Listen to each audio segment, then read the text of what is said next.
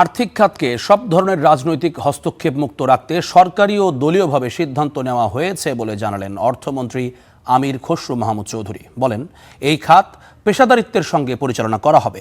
রাজধানীর একটি হোটেলে ৩৯টি ব্যাংকের যৌথ উদ্যোগে অঙ্কুর বাংলাদেশ ফান্ড ১-এর উদ্বোধনীতে এসব কথা বলেন অর্থমন্ত্রী। তহবিলটির আকার ৭০০ কোটি টাকা, যা স্টার্ট আপ খাতকে সম্প্রসারণ করে তরুণ উদ্যোক্তা তৈরিতে ভূমিকা রাখবে।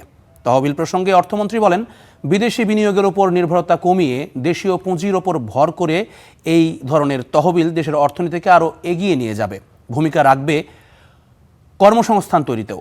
অনুষ্ঠানে বাংলাদেশ ব্যাংকের গভর্নর মোস্তাকুর রহমান ডিজিটাল লেনদেনের গুরুত্ব তুলে ধরে জানান, ৩০ জুনের পর ডিজিটাল লেনদেনে কোনো প্রতিষ্ঠান বাংলা কিউআর কোড ছাড়া অন্য কোনো কিউআর ব্যবহার করতে পারবেন না।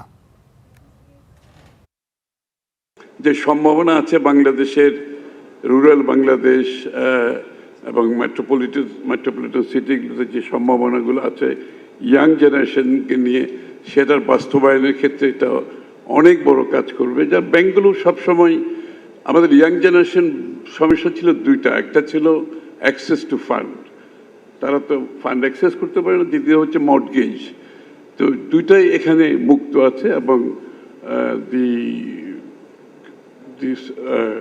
এটার সিদ্ধান্তের যে প্রসেসটা বলা হয়েছে এখানে স্যাংশনিংয়ের ব্যাপারে অত্যন্ত ট্রান্সপারেন্ট, এফিশিয়েন্ট, প্রফেশনালি ডান। সুতরাং দিস ইজ ভেরি ইম্পর্টেন্ট।